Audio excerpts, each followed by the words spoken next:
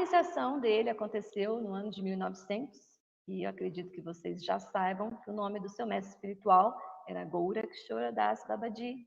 Gorakshora Das Babaji, ele frequentava a casa de Bhaktivinoda Thakur, mas ele não tinha nenhum discípulo.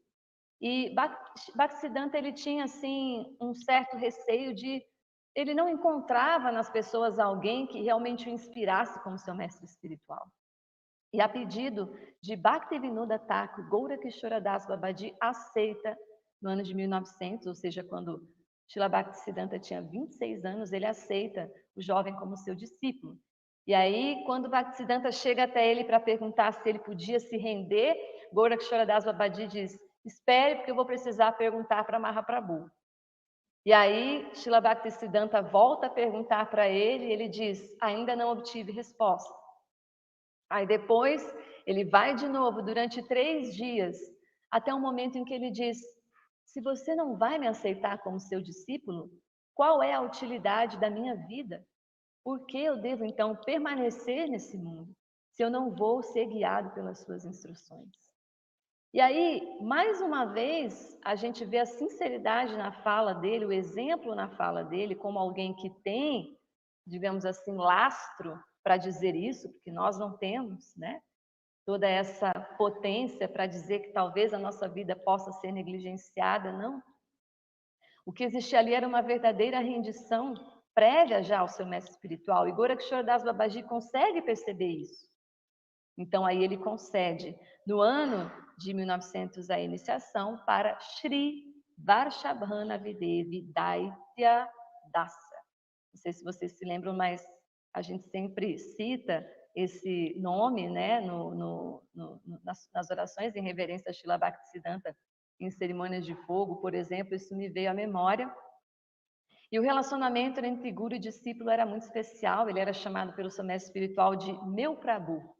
Então, ele era muito querido ao seu mestre espiritual. Então, 5 anos depois da sua iniciação, ele já se determina a cumprir com o mesmo voto de Srila Haridas Thakur, que era o de cantar 192 voltas de japa por dia, 300.000 nomes de Krishna por dia, e ele coloca como meta que em sua vida, em 9 anos, ele teria cantado 1 bilhão de vezes o nome de Krishna.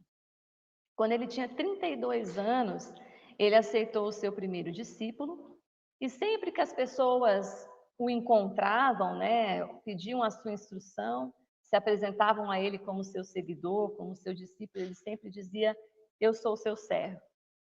E tudo que ele dizia tinha muito embasamento filosófico, né? A gente sabe que ele segue a linha de Sanatana Goswami, que é a mesma que foi seguida por seu pai, Bhaktivinoda Thakur.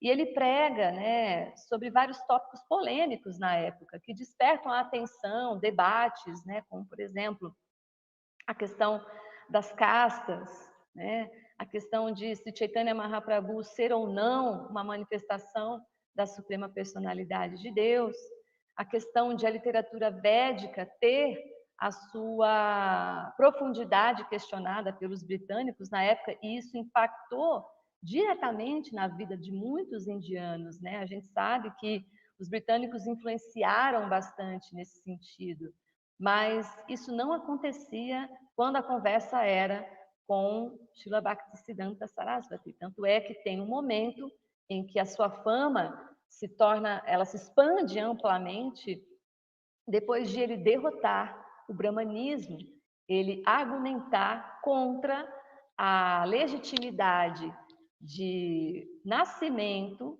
para justificar a existência de um brahmana, né?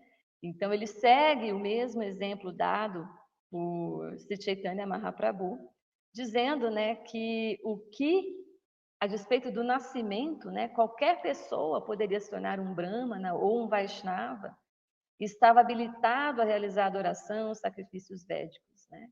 Então, quando houve discordância, ele derrotou todos em uma conferência, a sua fama se espalhou amplamente, ele derrotou o brahmanismo, né, nessa discussão, ele chega a sofrer ameaças, né, contra a sua vida, tanto é que tem o evento de um policial que é subornado para permitir que ele fosse atingido, E o policial chega até ele e diz: olha, eu sempre sou subornado, mas eu vejo que você é um homem santo, então eu quero te alertar de que a sua vida está em risco, tome cuidado.